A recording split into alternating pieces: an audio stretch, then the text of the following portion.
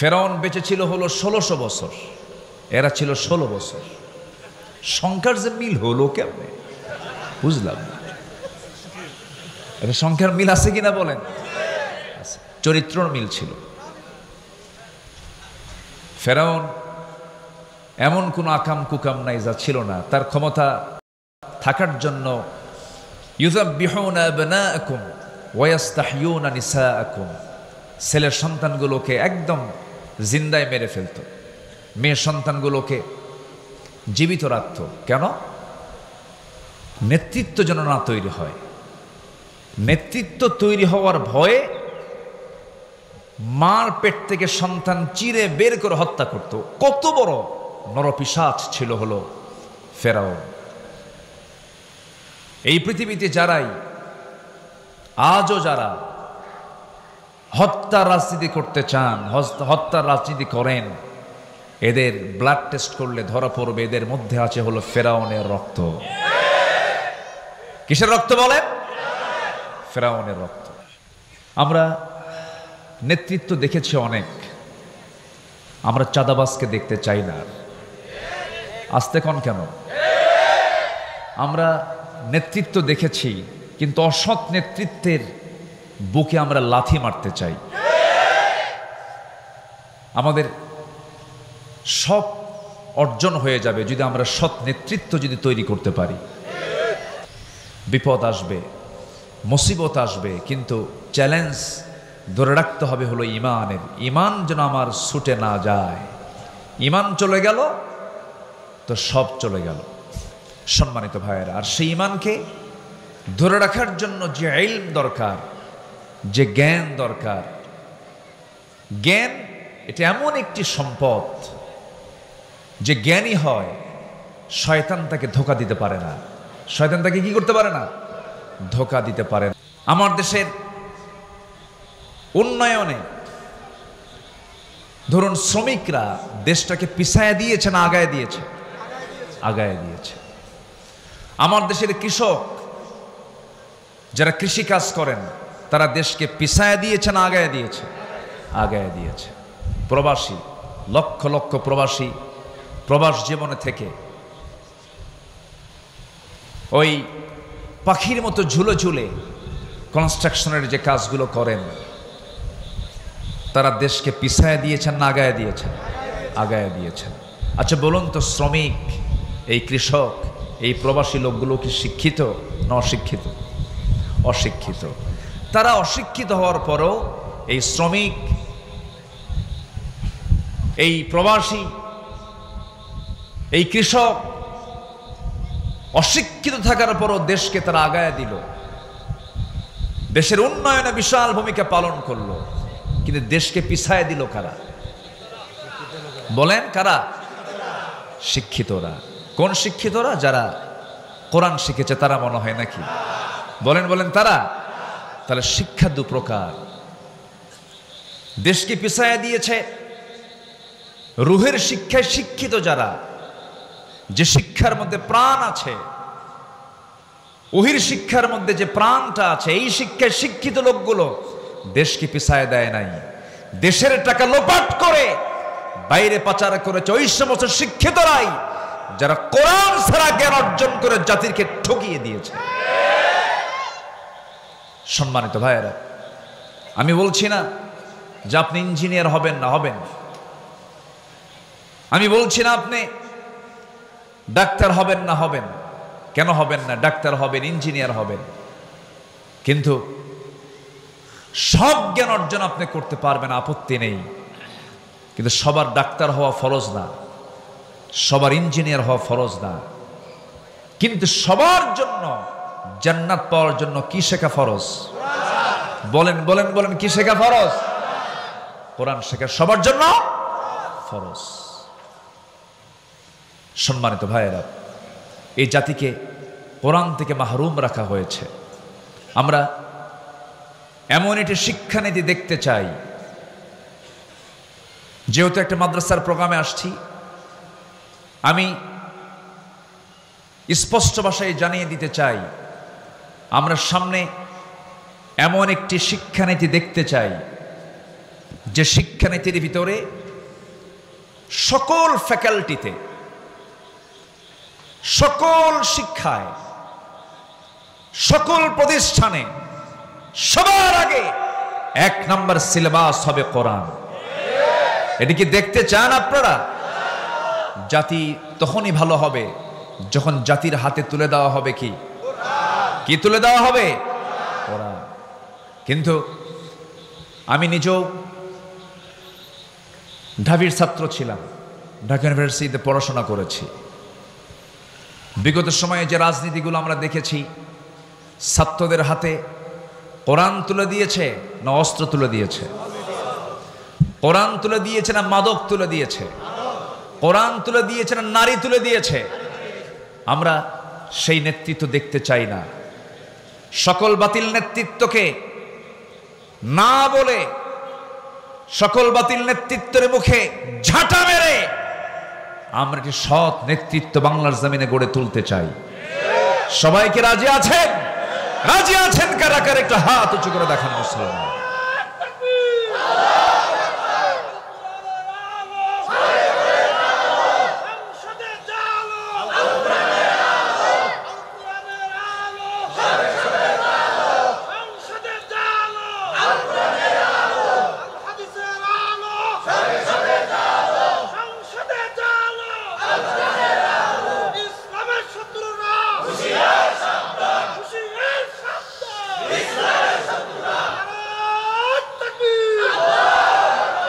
আল্লাহ কবুল করুন, জোরে বলি আমিন।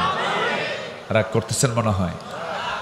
আমরা যখন রাষ্ট্র নিয়ে কথা বলি, আমরা যখন সমাজ নিয়ে কথা বলি, তখন একটা মহলের গায়ে চুলকানি শুরু হয়, আছে কিনা? হুজুর আপনি দোয়া করে দিবেন। আমরা যা করি, আপনাদের দায়িত্ব হলো দোয়া করা, বাচ্চা হলে আজান দেওয়া, বিয়ের প্রয়োজন হলে একটু বিয়ে পড়ায় দেওয়া, আর মরে গেলে একটু জানাজা পড়ায় দিবেন। এই তো আপনাদের ডিউটি। আপনারা আবার এই দিক থেকে কথা বলেন কেন? আমার দেশে আবার কিছু হুজুরও ছিল, বিগত 16 বছর দেখেছি আমরা, সিনেমা হল উদ্বোধন হবে, হুজুর গিয়ে দোয়া করে। মদের ফ্যাক্টরি উদ্বোধন হবে, দোয়া করে আল্লাহ এই ফ্যাক্টরিতে বরকত দিয়ে দাও। আছে কিনা বলেন? এখনো ঘাপটি মারা এই সমস্ত মুনাফিক চক্র আছে না নাই, যারা সামান্য কিছু অর্থের বিনিময়ে দিনকে বিক্রি করে দেয়। ইয়াহিয়া তাকির একটা কথা খুব পছন্দ হয়েছে, ছাগলের দাম 20,000 টাকা, আর একটা ব্যক্তি তার ইমান বিক্রি করে 500 টাকা দিয়া। সম্মানিত ভাইয়েরা, আমাদের কিছু কাজ করতে হবে। ব্যক্তি গঠন, পরিবার গঠন, সমাজ গঠনে আমাকে আপনাকে চরমভাবে পরিশ্রম করতে হবে, কাজ করতে হবে। ব্যক্তি গঠন হবে কোরআন বাদ দিয়া, নাকি? আসতে বলেন কেন? আজকে দেখেন, দেশ স্বাধীন হয়েছে কত আগে। মিনিস্ট্রি অফ এডুকেশন ছিল, শিক্ষা মন্ত্রণালয় ছিল, ধর্ম মন্ত্রণালয় ছিল, তারপরে পরিকল্পনা মন্ত্রণালয় ছিল। এতগুলো মন্ত্রণালয় থাকার পরেও গোটা পৃথিবীর দ্বিতীয় বৃহত্তম মুসলিম জনপদ বাংলাদেশ, সেই দেশের বসবাস করা মুসলমান যেই কিতাবের জ্ঞান না থাকলে, যে কিতাবটাকে সহি না করে পড়লে তার কোনো ইবাদত আল্লাহ পাক কবুল করবেন না, নামাজ কবুল হবে না।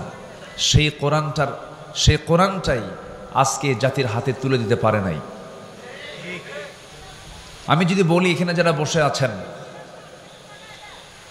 কোরআনটাকে শুধুমাত্র অর্থ না, খাও না, শুধুমাত্র সহি করে কোরআন পড়তে পারেন, সবার হাত কি উঠবে? আমি কিন্তু লজ্জা দিচ্ছি না, মন খারাপ করবেন না। আমি যদি বলি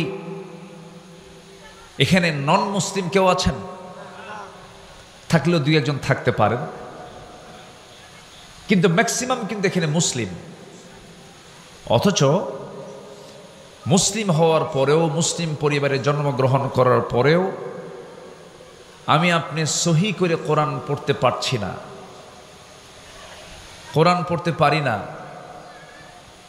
এই দোষ যদিও হ্যাঁ প্রথম ব্যক্তির হতে পারে, কিন্তু অবশ্যই আমি কেন কোরআন শিখতে পারি নাই? একটি রাষ্ট্র থাকার পরেও, যে রাষ্ট্রে একটা আইন থাকার পরেও, যেখানে শিক্ষা মন্ত্রণালয় থাকার পরেও আমি কেন কোরআনটাকে সহি করে পড়তে পারি না? এটার মূল কারণ হলো এই ষড়যন্ত্র আজকের নয়। এই উপমহাদেশ শাসন করেছে ওই লুটেরা।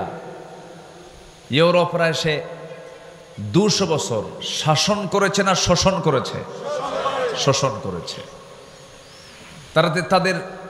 তাদেরকে আমরা উৎখাত করেছি, তাদেরকে আমরা তাড়িয়েছি। ব্রিটিশ বিরোধী আন্দোলন করেছে এই জাতি, কিন্তু ব্রিটিশরা চলে গেলেও তাদের রেখে যাওয়া ব্রিটিশি ল প্রত্যেকটা কোর্টে, আদালত প্রাঙ্গণে আছে না নাই বলেন তো? আমাদের এলাকায় একটা গালি আছে, যদি কেউ যদি খুব বদমাইশ হয় তাকে বলে তুই তো ব্রিটিশ।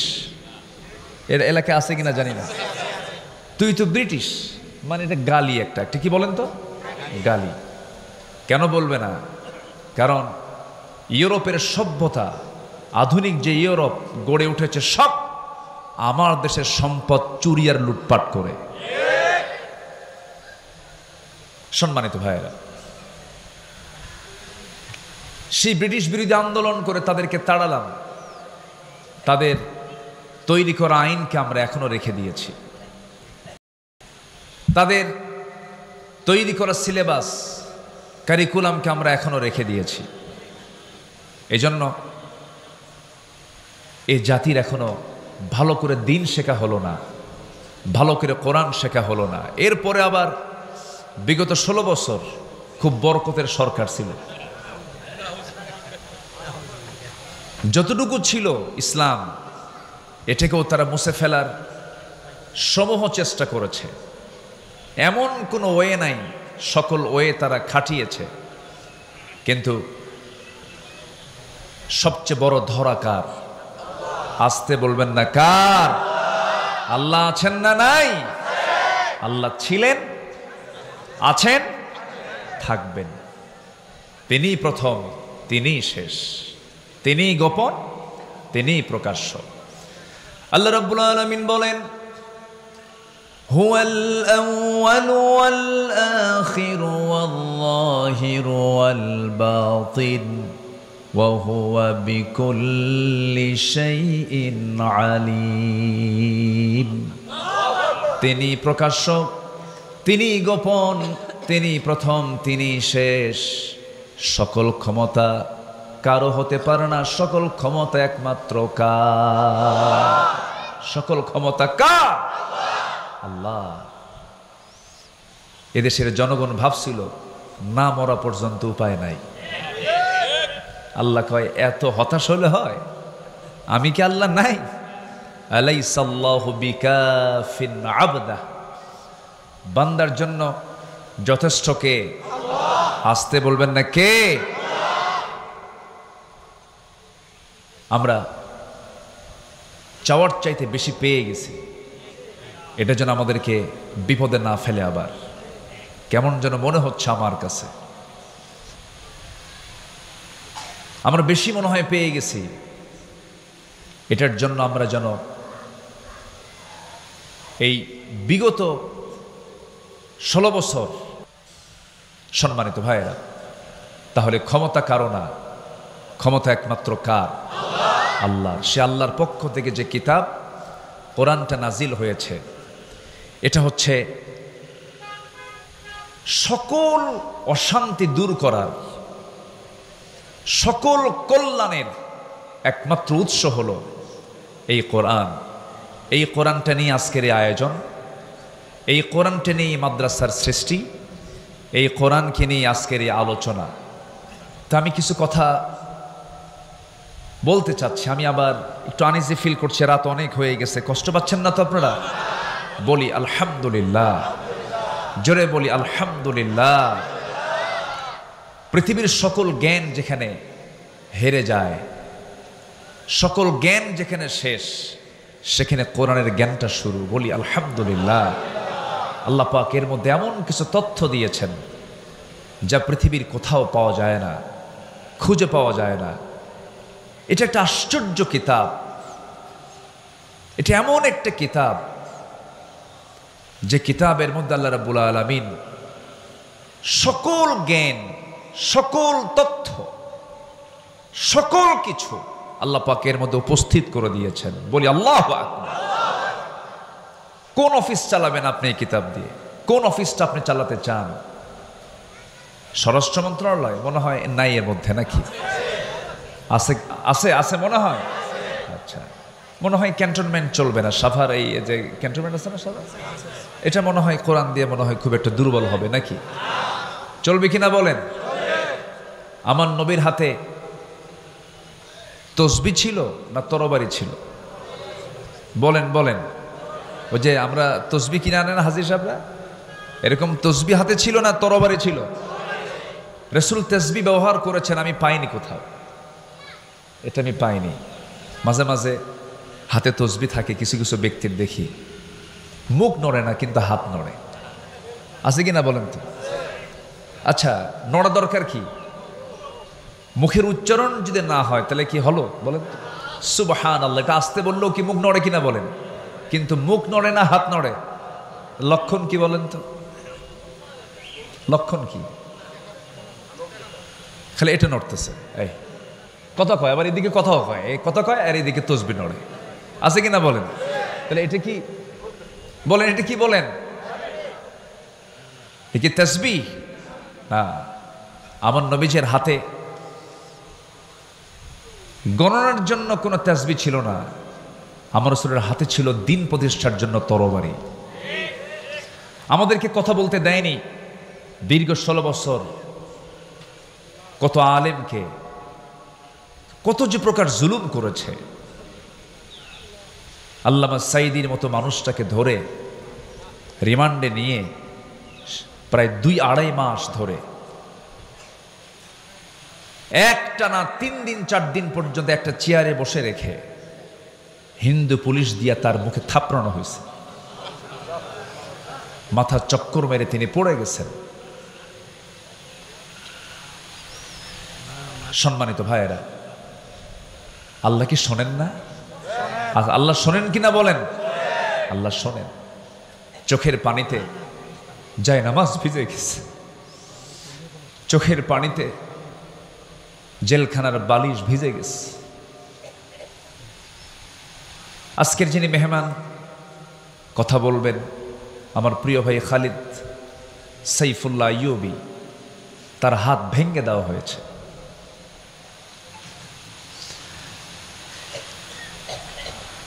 আমার তো কোনো দোষ ছিল না, আমি তো কোনো চুরি করি না। আমার রাতের গভীরে আমাকে বাড়ি ঘেরাও করে ধরে নিয়ে চলে যাওয়া হলো। থানায় নিয়ে বলল, হুজুর কি করব, আমরা তো ধরতে চাই না কিন্তু খুব চাপ, চাকরি করব না তাহলে বাচ্চাদের খাওয়াবো কি? হুজুর চাকরি বাঁচান তো ফরজ। তখন আমি বললাম, ইমান বাঁচান তো নফল। শেষ পর্যন্ত এই যে চরম জুলুম নির্যাতন, সরাসরি সাহায্য নাজিল করেছেন তিনি আমার কে? আসতে বলবেন না, তিনি আমার কে? আল্লাহ। আসুন না সে আল্লাহর পথে, আল্লাহর মতে, আল্লাহর আইনের দিকে আমরা একটু দৌড়াই। মাগফিরাত কামনা করব কার? আল্লাহ। আল্লাহ রাব্বুল আলামিন বলেন, وسارعوا إلى مغفرة من ربكم وجنة عرضها السماوات والأرض أعدت للمتقين। তুমি তোমার রবের মাগফিরাতের দিকে দৌড়াও, জান্নাতের দিকে দৌড়াও, অলসতা করো না, বক্র কোনো পথে যেও না, সেই পথটাই নিয়ে নাও। সবাই বলুন, ইহদিনাস সিরাতাল মুস্তাকিম সিরাতাল্লাযীনা আন'আমতা আলাইহিম গায়রিল মাগদুবি আলাইহিম ওয়ালাদ-দাল্লিন। এরপরে আর একটু জোরে বলুন না ভাই। আল্লাহর পথে টিকে থাকতে হবে। ঈমান টানা সহজ, কিন্তু ঈমানের উপরে টিকে থাকাটা কঠিন। নবীর হাতে বায়াত নিয়ে দিন গ্রহণ করে বেঈমান হয়ে মারা গেছে এমন রেকর্ড আছে না নাই? নবীর চেহারা দেখে, নবীর বয়ান শুনে, নবীর হাতে হাত রেখে ঈমান গ্রহণ করার পরে আবিসিনিয়াতে হিজরত করে পর্যন্ত চলে গেছে, সেখানে খ্রিস্টান হয়ে দুনিয়া থেকে বিদায় নিয়েছে। এই জন্য আমার বন্ধুগণ, আল্লাহ রাব্বুল আলামিন সেজন্য সুন্দর করে এক জায়গায় বলছেন, ইন্নাল্লাযীনা ক্বালু রাব্বুনাল্লাহু সুম্মা ইসতাকামু তাতানাসসালু আলাইহিমুল মালায়েকা আল্লা তাখাফু ওয়া লা তাহজানু ওয়া আবশিরু বিল জান্নাতিল্লাতী কুনতুম তুআদুন। জোরে বলুন আল্লাহু আকবার। ঈমান আনবি এবং তার উপরে টিকে থাকবে, তাদের জন্যই তো জান্নাত। টিকে থাকতে হবে, শেষ নিঃশ্বাস পর্যন্ত বলতে হবে আমার রবকে। আসতে বলবেন আমার রবকে। আল্লাহ আমার রব। টিকে থাকতে হবে। ঈমান তো আনা যায়, কিন্তু ঈমান আনার পরে হাজারো বাধা আপনার সামনে আপনার জীবনে চলে আসবে। হাজারো ঝামেলা আসুক না কেন, মহামুসিবত আসুক না কেন, সেই সময় প্রকৃত যারা ঈমানদার তাদের জবান থেকে বের হবে কি, আল্লাযীনা ইযা আসাবাতুহুম মুসিবাতুন ক্বালু ইন্না লিল্লাহি ওয়া ইন্না ইলাইহি রাজিউন। জোরে বলুন আল্লাহু আকবার। যখন কোনো বিপদ আসবে ভাবতে হবে আল্লাহর সাহায্য, আল্লাহ পাক আমার প্রতি সাহায্য নাজিল করবেন।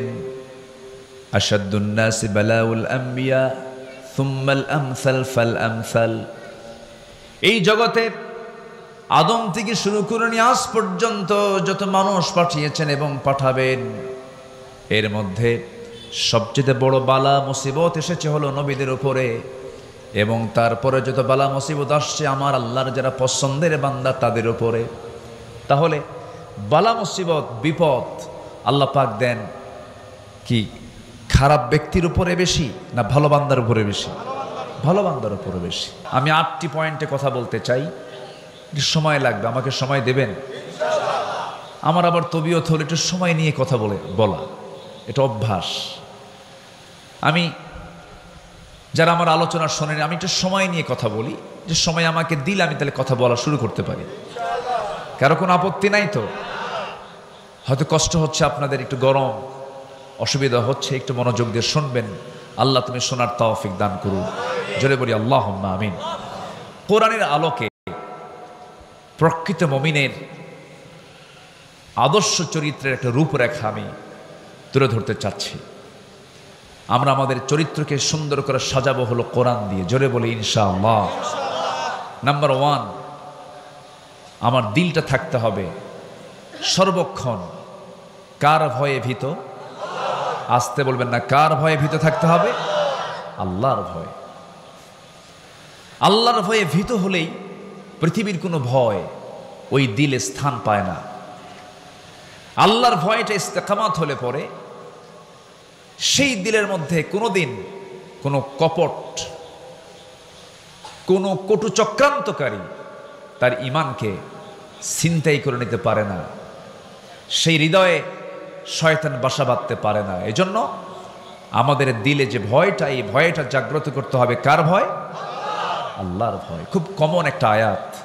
আল্লাহ রাব্বুল আলামিন সূরা আনফালের শুরুতে 2 নম্বর আয়াতে সুন্দর করে আল্লাহ রাব্বুল আলামিন বলছেন, যারা পারেন এই আয়াতগুলো সবারই মুখস্থ থাকা দরকার। আল্লাহ রাব্বুল আলামিন সুন্দর করে বলছেন, ইন্নামাল মুমিনুনা আল্লাযীনা ইযা যুকিরাল্লাহু ওয়াজিলাত কুলুবুহুম وإذا تليت عليهم آياته زادتهم إيمانا وعلى ربهم يتوكلون জোরে বলুন আল্লাহু আকবার। মুমিনের তিনটা দিক আল্লাহ রাব্বুল আলামিনের জায়গায় তুলে ধরেছেন। নাম্বার 1 হলো আল্লাহর জিকির করা। আল্লাহর জিকির করলে পরে যারা প্রকৃত যারা ইমানদার তাদের দিলটা প্রকম্পিত হয় কার ভয়ে? আসতে বলবেন না, কার ভয়ে? আল্লাহর ভয়ে। নাম্বার 2 হলো ইমান যদি একটু দুর্বল থেকে থাকে, কোরআনের সুন্দর করে তেলাওয়াতের মধ্য দিয়া, কোরআনটাকে বোঝার মধ্য দিয়া, তেলাওয়াত, কিরাআত, দিরাসাত, তাদাব্বুর সমস্ত হকগুলো আদায় করে যে বান্দা কোরআনের হক আদায় করে কোরআনটা সুন্দর করে বোঝার চেষ্টা করবে, ইমান যদি দুর্বল থাকে কোরআন শোনার সঙ্গে সঙ্গে তার ইমানটা শতগুণে বৃদ্ধি পেয়ে যায়। জোরে বলি সুবহানাল্লাহ। মোবাইলের চার্জ কমে গেছে, চার্জার দিয়ে চার্জ দিতে হয়। ইমানের চার্জ একটু দুর্বল হয়েছে, চার্জ দিতে হয় কি দিয়া? আসতে বলবেন না, কি দিয়া? যে দলের রাজনীতি কোরআন দিয়ে নয় সেই দল করা হারাম। আসতে কন কেন? আসতে কন কেন? মুসলমান কখনো জাতীয়তাবাদকে বিশ্বাস করতে পারে না। মুসলমান কখনো সেকুলারিজমকে বিশ্বাস করতে পারে না। মুসলমান কখনো ক্যাপিটালিজমকে বিশ্বাস করতে পারে না। মুসলমান কখনো মানুষের তৈরি করা কোনো ইজমকে, কোনো মতবাদকে, তন্ত্রমন্ত্রকে বিশ্বাস করতে পারে না। মুসলমান বিশ্বাস করবে কার দেওয়া বিধানকে? আল্লাহর দেওয়া বিধানকে মুসলমান বিশ্বাস করবে। তাহলে কোরআন তেলাওয়াত করলে পরে, কোরআনটার সঙ্গে সম্পর্ক রাখলে পরে ইমানের চার্জ কমে না বাড়ে? আসতে বলবেন না, কমে না বাড়ে? বাড়ে। অতএব যেখানে কোরআন পাবেন, যেখানে কোরআনওয়ালা পাবেন, সেই জায়গায় আমাদের বৈঠক বেশি হওয়া দরকার, তাদের সঙ্গে যোগসাজশ বেশি রাখা দরকার। যেখানে গেলে বিড়ি পাওয়া যায়, যেখানে গেলে পরে ইয়াবার ট্যাবলেট পাওয়া যায়, যেখানে গেলে পরে অস্ত্র পাওয়া যায়, যেখানে গেলে পরে চাঁদার ভাগ পাওয়া যায়, যেখানে গেলে পরে নারী পাওয়া যায়, ওই সমস্ত জায়গাকে আমাদের মাইনাস করতে হবে। ঠিক কিনা বলেন? এমন জায়গা আছে না নাই আমার দেশে? আসতে বলবেন না, আছে না নাই? আচ্ছা সম্মানিত ভাইয়েরা, তাহলে ইমান বৃদ্ধির জন্য মাধ্যম হলো এই কিতাবের সঙ্গে সম্পর্ক রাখা। আর জিকির করলে দিলে ভয় সৃষ্টি হয়, কার ভয়? আল্লাহর ভয়। নাম্বার 3 হলো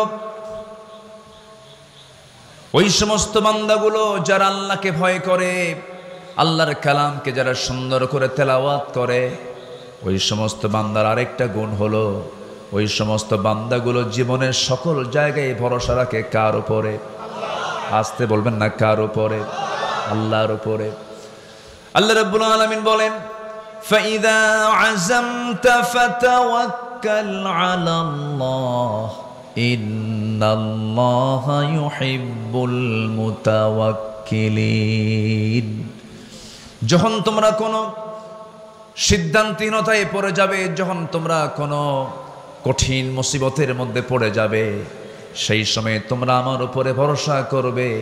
আমি আল্লাহ রাব্বুল আলামিন আমার প্রতি ভরসা করনেওয়ালা, আমার প্রতি যারা ভরসা করে আমি তাদেরকে দারুণ ভালোবাসি। জোরে বলি সুবহানাল্লাহ।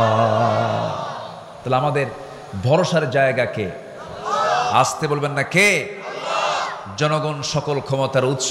ভরসা না এটা? এদিকে ভরসা? ভরসা নয়। সকল ক্ষমতা কার? সকল ক্ষমতার উৎস কে? আল্লাহ তাআলা। আল্লাহর ভয় থাকতে হবে। সাইয়েদনা ওমর ফারুক রাদিয়াল্লাহু তাআলা আনহু একদিন জাহান্নামের আয়াত শুনতেছিলেন। কিসের আয়াত বলেন তো? জাহান্নাম। এটা কোথায় আছে? বলেন বলেন, জাহান্নামের আয়াত কোথায়? কোরআন। শোনা মাত্রই অস্থিরতা বেড়ে গেল, খুব কাঁদতেছেন। কাঁপতে কাঁপতে অঝরে ঝাড়ায় তিনি চোখের পানি ফেলতে লাগলেন। অস্থির চিত্ততা নিয়ে তিনি নিজেই নিজেকে বলছেন ওই হাকাইয়া ওমর আন্না লাকান নাজাহ, ওমর তোমার জন্য কি নাজাত আছে নাকি, তোমার জন্য কি নাজাত আছে নাকি। চিৎকার করে করে কান্নাকাটি করছেন, চোখের পানি ফেলে ফেলে কাঁদতেছেন, অথচ যে ওমর আল্লাহ রাব্বুল আলামিন দুনিয়ার জিন্দেগিতে জান্নাতের ঘোষণা দিয়েছেন, ওমর জান্নাতি। রাসূল নিজে বলেছেন ওমর ফিল জান্নাহ, ওমর জান্নাতি। সে ওমর যদি জাহান্নামের আয়াতগুলো শুনতে শুনতে অস্থির হয়ে যান, চোখের পানি ফেলে ফেলে কাঁদেন। এই জীবনের বৃদ্ধির দিকটা আমরা যদি নিজের জীবনে বাস্তবায়ন করতে চাই, জাহান্নামের যে আয়াতগুলো আছে, আয়াতগুলো আমাদের সামনে নিয়ে আসার দরকার আছে না নাই? আছে। আমরা সুন্দর করে কোরআনটা পড়বো, জোরে বলি ইনশাআল্লাহ। কোরআনটা বেশি বেশি পড়বো, বেশি বেশি শুনবো, কোরআন শুনবো বেশি, গান শুনবো।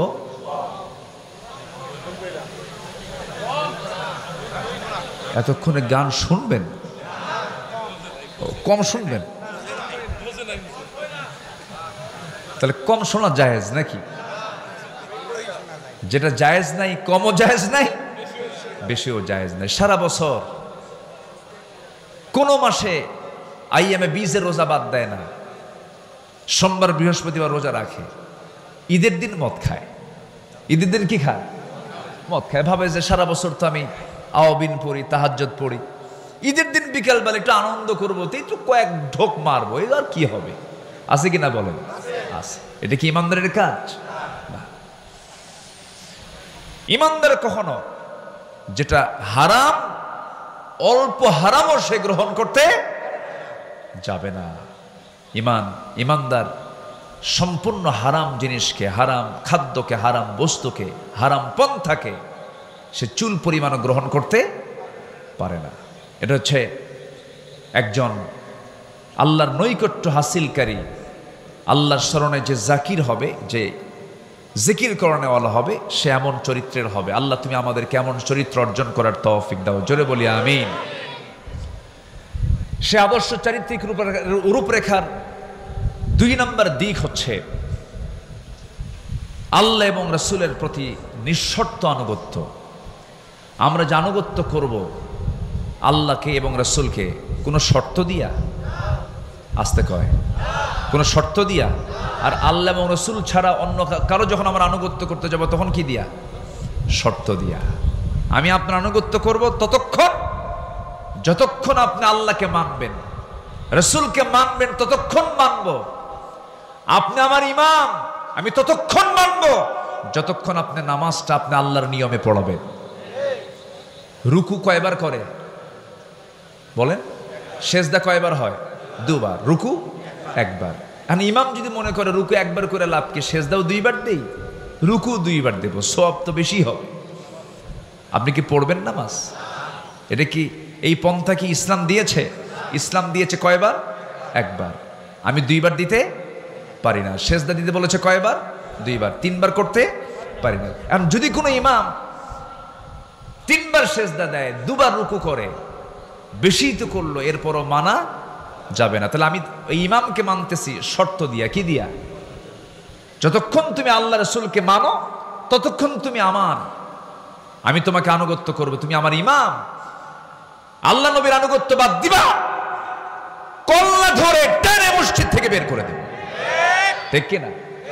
এটাই হচ্ছে নিঃশর্ত আনুগত্য আর শর্ত আনুগত্য। আপনি আল্লাহর সাথে, রাসূলের সাথে তার আপনার যে আনুগত্য হবে, এটা হবে নিঃশর্ত, কোনো শর্ত দেওয়া যাবে না। আল্লাহ যা বলেছেন, কেন বলেছেন, এটা বলা যাবে না। রাসূল এটা করতে বলেছেন, কেন বলেছেন, এটা বলা যাবে না। আপনি কেন বলবেন, ঈমান আপনার চলে যাবে। আল্লাহ যা বলেছেন, সামিআনা ওয়া আতাআনা, শুনলাম, সঙ্গে সঙ্গে তা মানব, জোরে বলি ইনশাআল্লাহ। আল্লাহ রাব্বুল আলামিন বলেন, ইয়া আইয়ুহাল্লাযীনা আমানু আতিউল্লাহা ওয়া আতিউর রাসূল ওয়া লা তুবতিলু আ'মালাকুম। আল্লাহ পাক আরেক জায়গায় বলছেন, ইয়া আইয়ুহাল্লাযীনা আমানু আতিউল্লাহা ওয়া আতিউর রাসূল وأولي الأمر منكم فإن تنازعتم في شيء فردوه إلى الله والرسول জোরে বলুন আল্লাহু আকবার। আল্লাহর আনুগত্য করো, নবীর আনুগত্য করো, তোমাদের মধ্যে যারা লিডার তাদের তোমার আনুগত্য করো। তবে তারা যদি কোনো ঝামেলায় পড়ে যায়, কোনো ঝামেলায় তোমরা যদি পড়ে যাও, সেক্ষেত্রে তোমরা ফিরে যাবে ফারুদ্দুহু ইলাল্লাহি ওয়ার রাসূল, আল্লাহ এবং রসুলের দিকে। অর্থাৎ আল্লাহ এবং রসুলের যে আনুগত্য করবে, এই আনুগত্যের মাঝে কোনো শর্ত আরোপ করা যাবে না। আমার বন্ধুগণ, একটু কান লাগায় মনোযোগ দিয়ে সবাই শোনার চেষ্টা করবেন। সাহাবে কেরাম নবীর যে আনুগত্য করেছেন, কোনো শর্ত দিয়ে তার আনুগত্য করেন নাই, হাসি মুখে জীবন দিয়েছেন। রাসূল যখন যা বলেছেন, সাহাবে কেরাম কোনো শর্ত লাগায় তার আনুগত্য করেন নাই, সঙ্গে সঙ্গে তা মেনে নিয়েছেন। আল্লাহ রাব্বুল আলামিন আমার রাসূলকে এত দাম দিয়েছেন, এত সম্মান দিয়েছেন। আমার আল্লাহ রাব্বুল আলামিন রাসূলকে সম্মান দিতে গিয়ে গোটা বান্দাকে জানিয়ে দিচ্ছেন, ও আমার বান্দারা, আমার যদি ভালোবাসা পেতে চাও, একজন ব্যক্তির আনুগত্য তোমার জন্য আমি আল্লাহ অপরিহার্য করে দিলাম, সেটা হলো আমার রাসূলের আনুগত্য করা। আমার যদি ভালোবাসা পেতে চাও, আমার মুহাব্বত যদি তুমি অর্জন করতে চাও, শর্ত হলো আমার নবীর তোমরা ইত্তেবা করবে। আল্লাহ রাব্বুল আলামিন বলছেন, ফাত্তাবিউনি ইউহিব্বুকুমুল্লাহ ওয়া ইয়াগফির লাকুম যুনুবাকুম ওয়াল্লাহু গফুরুর রহিম। জোরে বলুন আল্লাহু আকবার। আল্লাহর যদি ভালোবাসা পেতে চাও, নবীর আনুগত্য করো, নবী যা কিছু বলেছেন তা তোমরা ফলো করো। ব্যক্তি জীবন থেকে শুরু করে নিয়া তোমার যত জীবন আছে, প্রত্যেকটা জীবনের প্রত্যেকটা অঙ্গনে নবীকে মানো, নবীকে ফলো করো, নবীর তোমরা আনুগত্য করো। ব্যক্তি জীবনে রসুলকে মানবে, রাষ্ট্রীয় জীবনে রসুলকে মানবে না। ধর্মীয় জীবনে নামাজকে মানবে, রোজাকে মানবে, কিন্তু রাজনীতির ময়দানে গিয়ে তুমি রসুলকে মানবে না। তুমি নবীর উম্মত হতে পারো না, তুমি একজন ভণ্ড প্রতারক। আসতে কন কেন? এরকম ভণ্ড প্রতারক তো আমার দেশে নাই মনে হয়। আসতে বলবেন না, আছে না নাই? সম্মানিত ভাইয়েরা, রসুলকে ভালোবাসা মানে এটা নয় একটু দরুদ শরীফ পড়লাম, হ্যাঁ সওয়াব পাবেন, অবশ্যই দরুদ পড়লে সওয়াব পাবেন না কেন? দরুদ পড়লেন, মুখে সুন্দর একদম মুখ ভরা দাঁড়িয়ে রাখলেন, মাথায় পাগড়ি পরলেন, একটু আতর লাগালেন, মেসওয়াক করলেন, সমস্যা নাই, এগুলো সুন্নাহ, ভালো, আলহামদুলিল্লাহ, কোনো সমস্যা না। আমি বলছি না যে এগুলোর গুরুত্ব ইসলামে নাই, আছে। কিন্তু মুখের দাড়ি কিন্তু আবু জেহেলেরও ছিল। এরপরে পোশাক আশাক দিয়ে যদি জান্নাত পাওয়া যেত, বর্তমান বিশ্বে অন্যান্য ধর্মের অনেক পোশাক আছে যেটা ইসলামের সঙ্গে মিলে যায়, আছে কিনা বলেন? মিলে যায়। আল্লাহ তাআলা বাহ্যিক কোনো কিছুকে প্রাধান্য দিবেন না। ইন্নাল্লাহা লা ইয়ানজুরু ইলা সুওয়ারিকুম ওয়ালা ইলা জাসামিকুম ওয়ালাকিন ইয়ানজুরু ইলা কুলুবিকুম ওয়া আমালিকুম। আল্লাহ তোমাদের দেহ দেখবেন না, আল্লাহ তোমাদের চেহারা দেখবেন না, আল্লাহ দেখবেন তোমার ভিতরটা এবং তোমার আমলটা আল্লাহ পাক দেখবেন। সম্মানিত বন্ধুগণ, সম্মানিত ভাইয়েরা, এই জন্য নবীর প্রতি এবং আল্লাহর প্রতি যে আনুগত্য হবে, এই আনুগত্যের মাঝে কোনো শর্ত আরোপ করা যাবে না। সম্মানিত ভাইয়েরা, সাদ ইবনে মুআজ রাদিয়াল্লাহু তাআলা আনহু একজন সাহাবী, যিনি 30 বছর বয়সে ইসলাম কবুল করেন, 35 বছর বয়সে শাহাদত বরণ করেন। ইসলাম পেয়েছেন কয় বছর? বলেন, কয় বছর পেয়েছেন? মাত্র 5 বছর। এই 5 বছর তিনি ইসলাম পেলেন। প্রথম যে যুদ্ধ হলো বদর, বদর যুদ্ধের দিন তিনি বদরের ময়দানে দাঁড়ালেন। এই যুদ্ধটা ছিল কি সমান সমান যুদ্ধ না অসম যুদ্ধ? অসম। 313 কোথায় আর 1000 কোথায়? অশ্বারোহী কোথায় আর পদাতিক কোথায়, পায়ে হেঁটে যাওয়া আর ঘোড়ার পিঠে থেকে যুদ্ধ করা, অস্ত্র হাতে নিয়ে যুদ্ধ করা আর অস্ত্র ছাড়া যুদ্ধ করা, একটা অসম যুদ্ধ ছিল।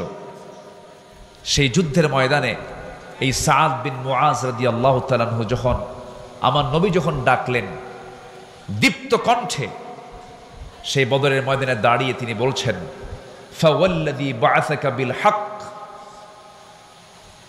আল্লাহর কসম করে বলছি যিনি আপনাকে সত্য সহ প্রেরণ করেছেন, লাউস্তাআরাতু বিনা হাযাল বাহর, হে রাসূল আপনি যদি আমাদেরকে সমুদ্রের দিকে অগ্রসর করতে বলেন আমরা অগ্রসর হব, ঝাঁপিয়ে পড়ব, আপনার আনুগত্যের বাইরে আমরা এক চুল পরিমাণ যাব না। জোরে বলে সুবহানাল্লাহ। সেই সাহাবী বদরে গেলেন, উহুদেও গেলেন, খন্দকের যুদ্ধ পরপর এই ৩ নম্বর যুদ্ধে অংশগ্রহণ করলেন। মাত্র ৫ বছর তিনি ইসলাম পেয়েছেন, ৩০ বছরের দিন গ্রহণ করলেন, ৩৫ বছরে দুনিয়া থেকে বিদায় নিলেন। যখন উহুদের ময়দানে, খন্দকের পরীক্ষা খননের যুদ্ধের ময়দানে যখন তিনি উপস্থিত, যুদ্ধ শেষ হওয়ার মাঝেই একটা আক্রমণ তার প্রতি করা হলো, রক্তক্ষরণ শুরু হয়ে গেল।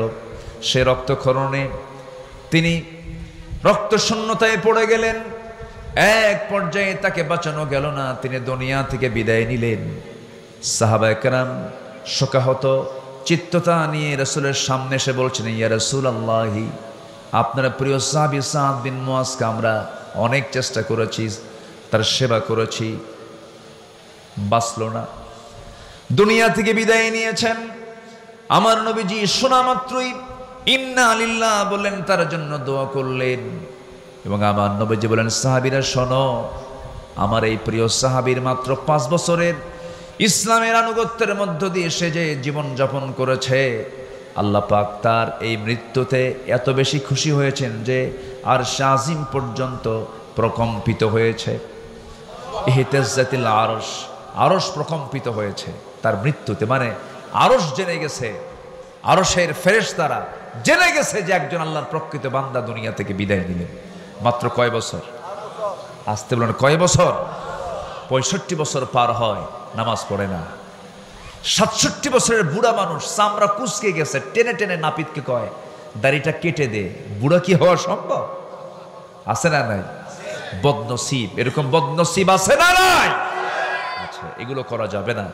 আমরা জীবনের সকল জায়গায় আনুগত্যের চূড়ান্ত দিকটা আমরা আল্লাহর জন্য, রাসূলের জন্য আমরা বরাদ্দ করব। জোরে বলি ইনশাআল্লাহ। জি ইনশাআল্লাহ। সম্মানিত ভাইয়েরা, আমি কি শেষ করে দেব? আলোচনা চালাব। দায়িত্ব এবং জবাবদিহিতার ভারে বিগলিত হৃদয় এবং আত্মসমালোচনা। যে ব্যক্তি নিজের দোষ খুঁজে পায় সে হচ্ছে আল্লাহর পছন্দের বান্দা। বলি আলহামদুলিল্লাহ। আমরা খুঁজে পাই কার দোষ? বলেন বলেন, অন্যের দোষ। কিন্তু দোষ খুঁজে বের করতে হবে কার? নিজের দোষ। নিজেরই তো সমস্যা অনেক, আমি অন্যের সমস্যা দেখবো কখন? নিজেই তো রুগী, ঠিক কিনা বলেন? আমার দোষ আছে না নাই? আচ্ছা, কিন্তু আমরা অন্যের দোষে আমরা তালাশে ব্যস্ত হয়ে পড়ি না। নিজের সমালোচনা, নিজের দোষ খোঁজার চেষ্টা করতে হবে এবং মাথায় রাখতে হবে জবাবদিহিতার কাঠগড়ায় দাঁড়াবো একদিন। কার সামনে? আসতে বলবেন না, কার সামনে? আল্লাহর সামনে। আল্লাহ রাব্বুল আলামিন সুন্দর করে বলছেন, ইন্না আরাদনাল আমানাতা আলাস সামাওয়াতি ওয়াল আরদ ওয়াল জিবালি ফাআবাইনা আন ইয়াহমিলনাহা ওয়া আশফাকনা মিনহা ওয়া হামালাহাল ইনসান ইন্নাহু কানা যালুমান জাহুলা। জোরে বলুন আল্লাহু আকবার।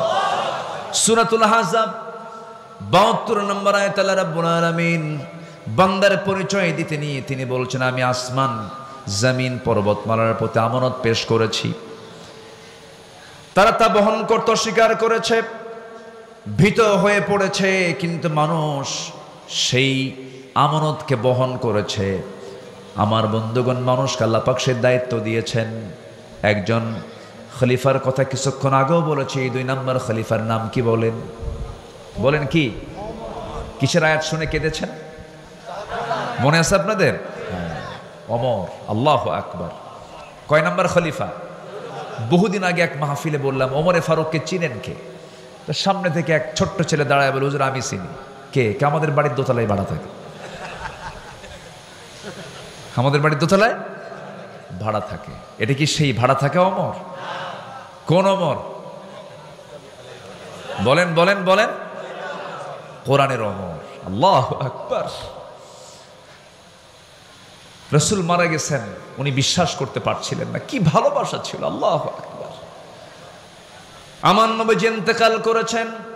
ওয়ামা মুহাম্মাদুন ইল্লা রাসূল قد خلت من قبله الرسل। এই আয়াত তো নাযিল হয়েছে আগে, কিন্তু ওমর ফারুকের কানে যখন সংবাদ একজন দিয়ে দিল, ওমর তুমি কি জানো রাসূল দুনিয়া থেকে বিদায় নিয়েছেন? নাঙ্গা তরবারি তিনি বের করলেন। বের করে বলছেন, দ্বিতীয়বার কোনো ব্যক্তি আমার কানে যদি সংবাদ দিতে আসো রাসূল ইন্তেকাল করেছেন, আমি তার গর্দান উড়াইয়া দেব। নবীর প্রতি তার এত প্রেম ছিল, এত মোহাব্বত ছিল, এত গাঢ় সম্পর্ক ছিল। সব সাহাবী রাসূলকে ভালোবেসেছেন, কিন্তু ওমর ফারুকের ভালোবাসা একটু ভিন্ন ছিল। রাসূলকে দারুণ তিনি মোহাব্বত করেছেন। নবীর প্রতি চুল পরিমাণ কোনো বেয়াদবি তিনি সহ্য করতে পারতেন না। সবার কম বেশি ইতিহাসগুলো জানা আছে। এক মুনাফিক নবীর কাছে বিচার চাইতে আসলো। এসে বলতেছে, ইয়া রাসূলুল্লাহ, বিচারটা আমার চাই। কি বিচার? ইহুদির সাথে আমার গন্ডগোল লাগছে, একটি বিচারটা করে দেন। নবীজি মুনাফিকের পক্ষে রায় না দিয়া রায়টা দিয়েছেন ইহুদির পক্ষে। কারণ রাসূল কি মুসলমান দেখবেন, ইহুদি দেখবেন না, আইন দেখবেন। বলেন কি দেখবেন? কি দেখবেন? ইআদিলু হুয়া আকরাবু লিত্তাকওয়া। ইআদিলু হুয়া আকরাবু লিত্তাকওয়া। আদালত ঠিক রাখো, এটাই হলো তাকওয়ার জায়গা। এটা কিসের জায়গা? তাকওয়ার জায়গা কি মসজিদ না বাজার? ভালো করে কন। বাজার না, বাজার না নাকি? বলেন বলেন বলেন। উত্তর হলো তাকওয়ার জায়গা মসজিদ, বাজার। কিন্তু আমরা কি মনে করি? তাকওয়ার জায়গা শুধু মসজিদ, আর বাজারে গিয়ে ওজন হেরফের করো। ইয়াদিলু হুয়া আকরাবু লিত্তাকওয়া। কষ্ট পেলে শেষ করে দেই নাকি? আচ্ছা, সেই ওমর ফারুক রাদিয়াল্লাহু তাআলা আনহু, তার কাছে ওই মুনাফিক এসে বলল, নবীর কাছে বিচার চাইতে গেলাম। রাসূল ভাবছিলাম আমি মুসলমান, নবী আমার পক্ষে রায় দিবেন। আমার পক্ষে রায় না দিয়া ইহুদির পক্ষে রায় দিল, এটা কেমন কথা? বিচার পছন্দ হয় নাই। ওমর, বিচার সানি করো, সানি বিচার করো, দ্বিতীয় বিচার করো। সাইয়েদনা ওমর ফারুক রাদিয়াল্লাহু আনহুর কাছে কথাটা এত জঘন্য মনে হলো, এতটা আপত্তিকর মনে হলো, কাউকে বলার প্রয়োজন মনে করলেন না। শুধু বললেন, তুমি একটু দাঁড়াও, ভিতর থেকে আসি। ভিতরে গেছেন, হাতের মধ্যে কি নিয়েছেন বলেন? কি নিয়েছেন? কার প্রতি ভালোবাসা? নবীর প্রতি ভালোবাসা। চিন্তা করে দেখো, অন্য কথাও তো বলতে পারতেন, এই বেকুব, বেয়াদব, নবীর বিচার পছন্দ হয় না, যাও এখান থেকে, বলতে পারতেন। ভাবলেন এটা তো বদমাইশ, এটা বাঁচাবই না। তরবারি হাতে নিলেন, কোনো কথা নাই। বাইরে এসে একটা শব্দ বের করার মতো সুযোগও দিলেন না। তরবারি তার গর্দান বরাবর মেরে দিলেন। মুনাফিক দুনিয়া থেকে বিদায় নিল। আমার নবীর কাছে সংবাদ চলে গেছে, ওমর বুঝে একটা খুন করে ফেললো। আল্লাহর পক্ষ থেকে আয়াত নাজিল হলো, ওমর যে সিদ্ধান্ত নিয়েছে এটাই হলো সঠিক সিদ্ধান্ত, কারণ ওমর জীবনের চাইতে আপনাকে বেশি ভালোবাসে। জোরে বলে সুবহানাল্লাহ, আল্লাহু আকবার। ওমর ফারুক রাদিয়াল্লাহু তাআলা এক রাতে ঘুরতেছেন। ওনার তো দায়িত্ব ছিল রাতের বেলা ঘুমানো না ঘোরানো। বলেন ঘুরে বেড়া না ঘুম? ঘুরতেন। খাদেমের মতো। কিসের মতো বলেন? রাতের বেলা পুলিশের ডিউটি করে না? ডিউটি করে কি না? রাতের বেলা ডিউটি করে অস্ত্র হাতে নিয়ে। আর ওমরে ফারুক রাতের বেলা ডিউটি করতেন হাতে ছোট্ট একটা লাঠি নিয়ে। আল্লাহু আকবার বলে। মদিনার অলিগলি ঘুরতেছেন। ঘুরতে ঘুরতে দেখেন এক শিশুর কান্না। তার কানে আসলো। দরজার কাছে গিয়ে বললেন, এই মহিলা, এই কন্যার এই সন্তানের মাকে তোমার কি একটু দয়া মায়া নাই? এই গভীর রাত্রে শিশু কান্দে, থামাতে পারো না? ধমক দিলেন, আবার চলে গেলেন। শেষ রাত্রের দিকে আবার এসে দেখেন আবার কাঁদতেছে। এবার ধমক দিয়ে বললেন, তোমার কি আল্লাহর ভয় নাই? ছোট্ট বাচ্চা কান্দে, তার খাবারের ব্যবস্থা করতে পারো না? এক পর্যায়ে ওই মহিলাটা দুঃখ ভরা কণ্ঠে খুব আবেগ তাড়িত হয়ে বলতেছে, আপনি আমাকে খুব বিরক্ত করছেন। এই গোটা রাত ধরে আপনি আমাকে বিরক্ত করছেন কেন? আমার সন্তান তো কাঁদবেই, কান্নাকাটি করবে, কারণ এই এলাকার যে শাসক, এই জনপদের যে খলিফা ওমর তো দুগ্ধপোষ্যদের কোনো ভাতা দেয় না। দুগ্ধপোষ্যদের কোনো ভাতা দেয় না। কার দোষ ধরে দিল? বলেন কার দোষ? মহিলা তো আর চেনে না যে সামনে কে দাঁড়ায় কথা কয়। সাইয়েদনা ওমরে ফারুক জিব্বায় মারলেন কামড় আর বলেন, ইন্না লিল্লাহ, আমি কাকে ধমক দেই? ধমক তো আমার খাওয়ার কথা। আল্লাহু আকবার বলবেন না? জানা হলো শিশুটার বয়স কত? কয়েক মাস বয়স। দুগ্ধপোষ্যদের ভাতা দেওয়া হয় না। সেজদায় পড়ে তিনি কান্নাকাটি শুরু করে দিলেন আর বলছেন, আল্লাহ, তোমার এই অধম বান্দা ওমর হাজারো সন্তান, হাজারো তোমার বান্দাকে হত্যা করেছে। আমার রাষ্ট্রে তো দুগ্ধপোষ্য মাদের কোনো ভাতা দেওয়া হয় নাই।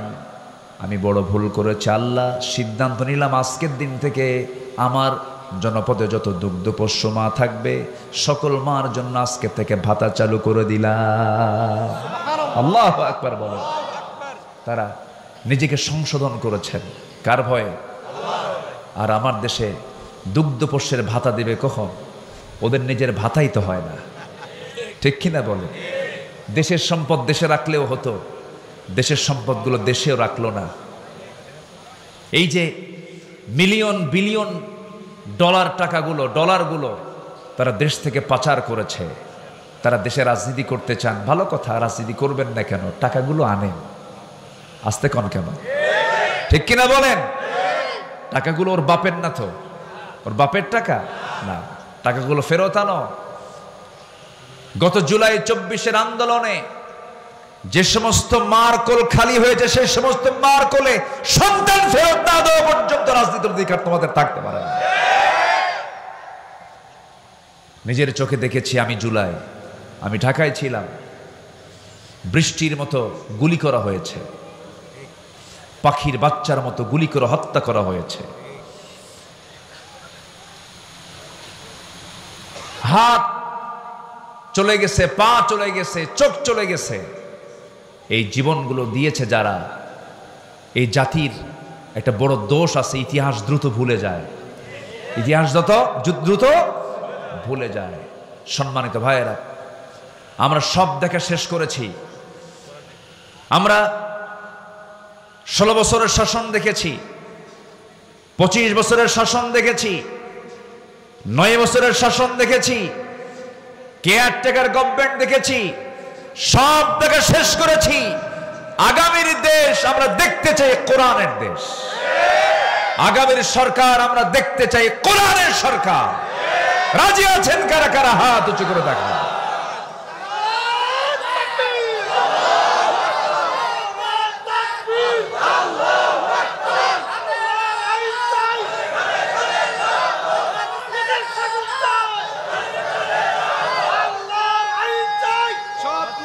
আল্লাহ কবুল করুন, জোরে বলে আমিন।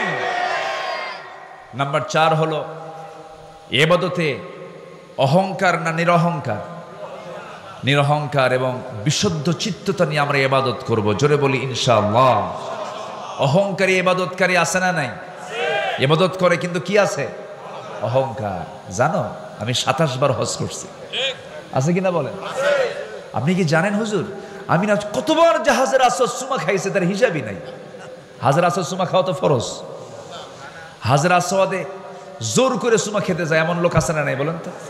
ওখানে জোরাজোরি করলে ওর হজের সমস্যা হবে না বলেন? যারা হজে গেছেন তারা কিন্তু টের পাচ্ছেন। ফালা রাফাথা ওয়ালা ফুসুকা ওয়ালা জিদালা ফিল হজ। হজের সফরে কোনো প্রকার ফুসুকি করা যাবে না, তর্ক বিতর্ক করা যাবে না, ঠেলাঠেলি করা যাবে না।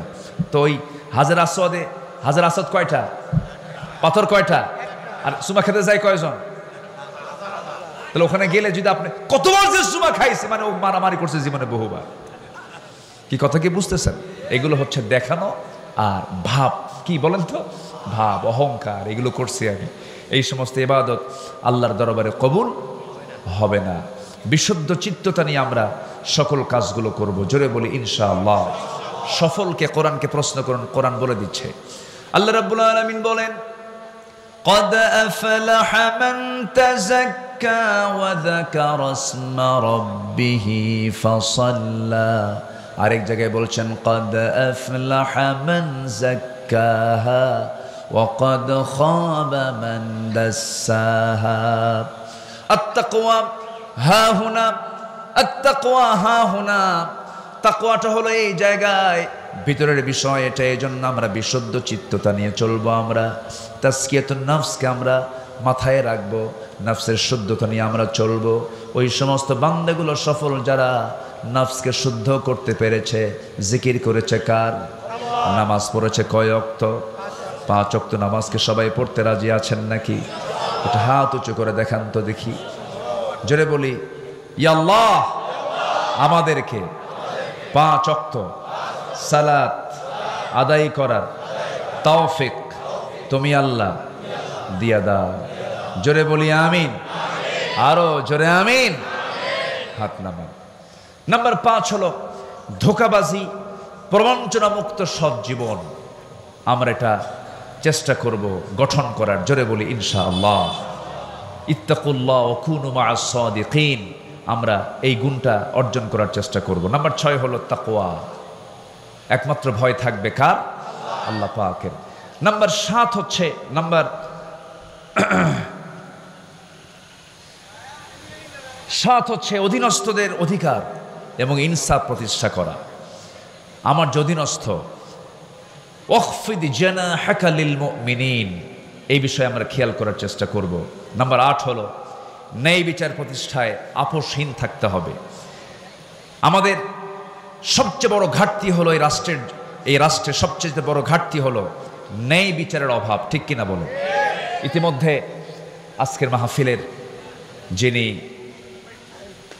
অন্যতম মেহমান, বরেণ্য অতিথি, আমার প্রিয় ভাইজান, এদেশের অগণন মানুষের হৃদয়ের স্পন্দন, আমার প্রিয় ভাইজান, অত্যন্ত বিনয়ী মানুষ, হাসি খুশি মানুষ, মুহাদ্দিস, মুফাসসির, ওয়াইজ, মুহতারাম মাওলানা খালিদ সাইফুল্লাহ আইয়ুবী হাফিজাহুল্লাহ। বলি আলহামদুলিল্লাহ। থামেন, আছেন কেমন?